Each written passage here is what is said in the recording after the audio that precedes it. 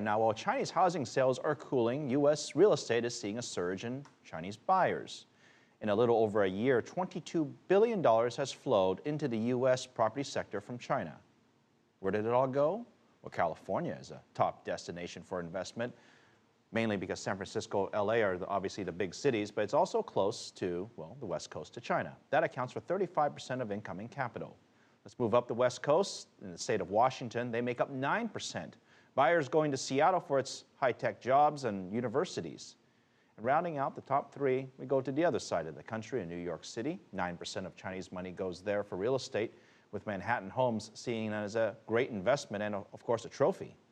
But despite the hot sales, most Chinese buyers won't be settling down anytime soon in the U.S. According to the National Association of Realtors, around half of the properties purchased will be used strictly to rent out and not to live in. For more on the Chinese housing market, I'm joined by Gwynn Guilford. She's the reporter and editor for Quartz. Good to see you again. You know, so there's both the Chinese aspect of it and there's also sort of the U.S. sales. Let me just start with China. We had said earlier that the Chinese numbers have fallen a bit, and a part of it might be the government's approach, I guess, to sort of calm things down. Is it fair to say that that worked? The government hasn't done, the central government at least, hasn't done anything really notable yet. What we're seeing is local governments all over the country, in major cities like Chengdu and Tianjin, are loosening restrictions on home purchases that have been in place for several years now. But those aren't really having much of an effect for the most part, for a couple of reasons. One is that it wasn't that hard to circumvent them in the first place, so they're not really spurring demand that was already able to buy houses. And then the second is that those purchases would have been made in the future, and it's just bringing forward demand. So you'll see a flurry of sales volume right after the restrictions are loosened, and then things calm down. So they basically haven't been very effective. So, okay, let's take this forward. Where do we go from here? Because last year, for example, we talked about a potential crash in the housing market. That didn't happen. This year we have a bit of a soft landing and things have calmed down a bit. Does this mean that the government needs to, I guess, step in to stimulate demand, or just let things take its natural course and see what might happen in the second half of this year? Is that a fair approach? Yeah, I guess it depends on what the objective is.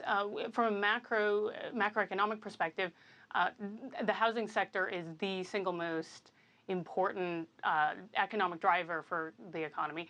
Anywhere between 15 and 20% of overall, it makes up 15 to 25% of the economy, and a tremendous amount of jobs.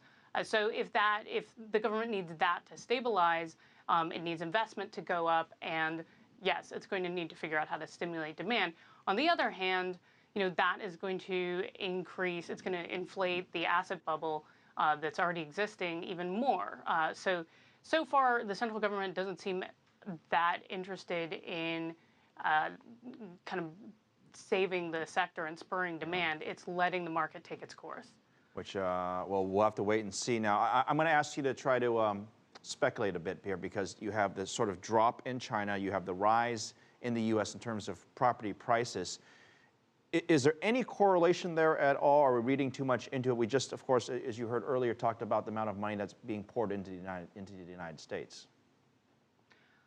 There is probably not a direct correlation between the falling, perhaps there is, between the falling Chinese market but I think that the bigger thing is just the overall outlook for the Chinese economy.